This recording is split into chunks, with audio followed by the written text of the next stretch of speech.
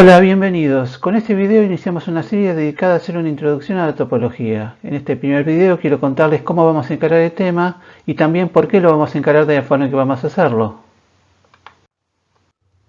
Esta introducción a la topología surge de mi propia experiencia dictando la materia topología en institutos de formación docente de la Ciudad de Buenos Aires durante más de 20 años. Cuando dicté esta materia de topología por primera vez, insisto, en un instituto de formación docente, me hice la siguiente pregunta.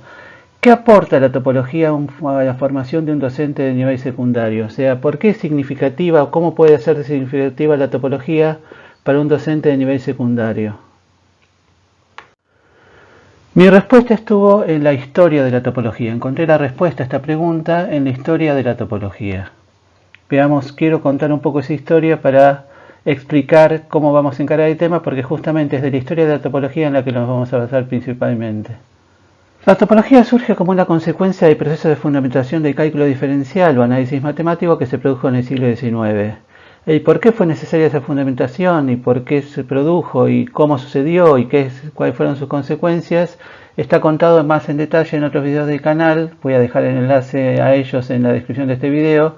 Por lo que aquí solamente voy a hacer un resumen haciendo hincapié específicamente en la historia de la topología, que es lo que resulta significativo para nosotros en este momento.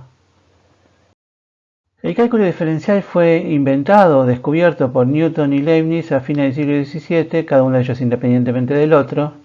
Pero esa primera versión del cálculo, aunque muy útil, fue sumamente útil para resolver problemas de física o de geometría, era en cuanto a su base lógica muy endeble, o sea, las definiciones, los conceptos básicos, la justificación de sus métodos era, insisto, desde el punto de vista lógico, muy cuestionable, muy endeble. Sin embargo, se lo siguió usando porque, como dije también, era muy útil, era casi indispensable para resolver ciertos problemas de física o de geometría.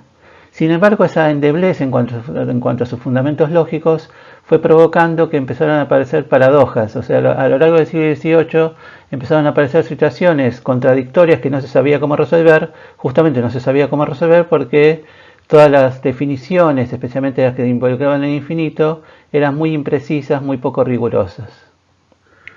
Finalmente, esa situación se volvió insostenible y a lo largo del siglo XIX una serie de matemáticos se dedicaron a dar definiciones rigurosas para los distintos conceptos del análisis y a su vez demostrar rigurosamente los teoremas asociados a ellos a partir de esas definiciones rigurosas. Es en este proceso cuando surge la noción del límite, por ejemplo, y de hecho todas las definiciones que se estudian hoy en día, es más, el análisis matemático que se estudia hoy en día en la formación superior es el análisis que surge de este proceso de fundamentación del siglo XIX, no es el análisis original de Newton y Leibniz, sino, insisto, el que surge de este proceso de fundamentación. Ahora bien, este proceso se completa a fines del siglo XIX, principios del siglo XX, y los matemáticos, que siempre quieren ir un poco más allá, empezaron a preguntarse, bueno, tenemos todo este cuerpo nuevo, construido todo este cuerpo de conocimiento, todo este cuerpo llamado análisis matemático. ¿Cómo podemos ir más allá de él? ¿Qué más podemos hacer con todos estos conceptos? Para imaginarnos qué sucedió a principios del siglo XX, cómo fue que surgió la topología, podemos, simplificando un poco la historia, imaginarnos esta situación.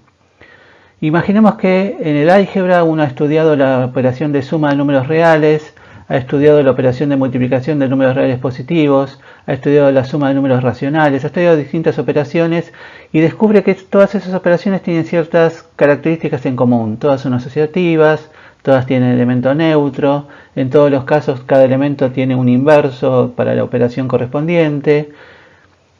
Y además, en estos casos particulares, la operación además es conmutativa. Entonces eso puede llevar a varios matemáticos a decir, bueno, ¿por qué no hacemos un concepto general que estudie de una sola vez todas las operaciones que cumplan estas características? O sea, agrupamos bajo un concepto abstracto todas las operaciones que tienen esta característica e introducimos el concepto de grupo abeliano. La noción de grupo no surgió históricamente así como la estoy contando, pero uno podría imaginarse esa situación. De hecho, esa situación sucede muchas veces en matemática. Hay distintas estructuras, distintos conceptos que tienen ciertas características en común y se agrupan bajo una idea abstracta general. Un proceso similar es el que lleva del análisis matemático a la topología. Los matemáticos de principios del siglo XX se dieron cuenta de que había una serie de estructuras, una serie de conceptos que se repetían una y otra vez en distintas definiciones, en distintos teoremas, Y a partir de esos conceptos, esas estructuras fueron armando la topología, fueron creando los conceptos de la topología.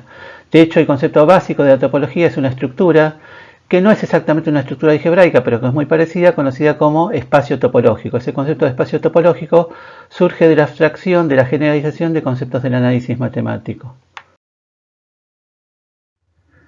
En definitiva, y esto es a lo que quería llegar, la topología busca regularidades en el análisis matemático, regularidades que nos permiten entender mejor sus conceptos y profundizar en ellos. Es decir, la pregunta era, ¿por qué la topología es significativa para los docentes de nivel medio?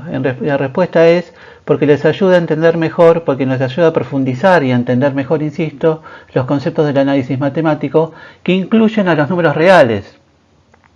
Porque la base última del análisis matemático son los números reales, es decir, el estudio de la topología no solamente nos ayuda a entender mejor la continuidad de funciones y otros conceptos del análisis, sino que además nos permite entender mejor la estructura última de los números reales.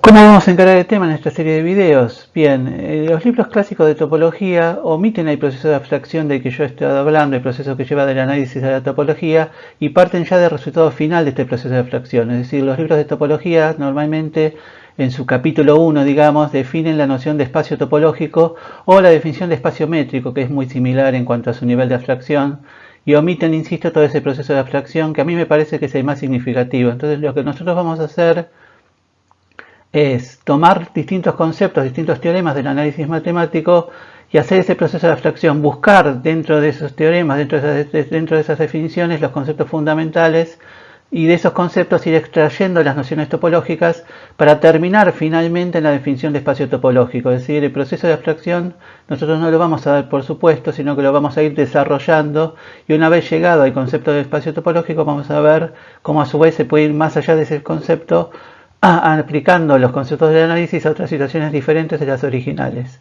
Es decir, nosotros vamos a hacer un proceso de tomar distintos teoremas y definiciones del análisis matemático, ver el corazón de esas definiciones, de esos teoremas, y de ese corazón vamos a ver bien en profundidad cuáles son los conceptos que están ahí jugando, y de esos conceptos vamos a ir desarrollando, descubriendo los conceptos de la topología.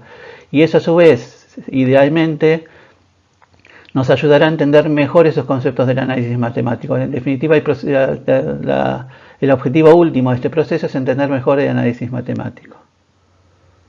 Este es entonces el proceso que vamos a seguir para desarrollar el tema topología en esta serie de videos. Para terminar, quiero hacer un último comentario que tiene que ver con lo siguiente. En realidad la topología tiene distintas ramas. Las más importantes son lo que se llama la topología general, la topología diferencial y la topología algebraica. La topología general en realidad es la que surge primero de este proceso de abstracción de que yo estaba hablando y se centra principalmente en buscar el corazón de los conceptos asociados a las ideas de límite y continuidad. Y la topología general en realidad es la base de las demás. Uno no puede estudiar las otras ramas de la topología sin conocer la topología general. La topología diferencial profundiza más en el concepto de recto, o sea, generaliza en realidad y hace abstracción de los conceptos de recto tangente, plano tangente, etc. Y la topología algebraica, como su nombre lo indica, se relaciona con conceptos del álgebra. Pero como dije recién, la base de todas es la topología general. Uno no puede, insisto, estudiar las otras ramas de la topología si no conoce la topología general, que es la que nosotros vamos a estudiar. Nosotros vamos a estudiar topología general, que como dije también generaliza los conceptos de función continua y límite. Básicamente está centrada en esos conceptos y a los asociados a ellos. Entonces en el próximo video lo que vamos a hacer es una discusión del concepto de función continua. Vamos a hacer una discusión de la definición de función continua. Bueno, espero que esta introducción les haya resultado interesante. Nos veremos en los próximos videos. Hasta luego.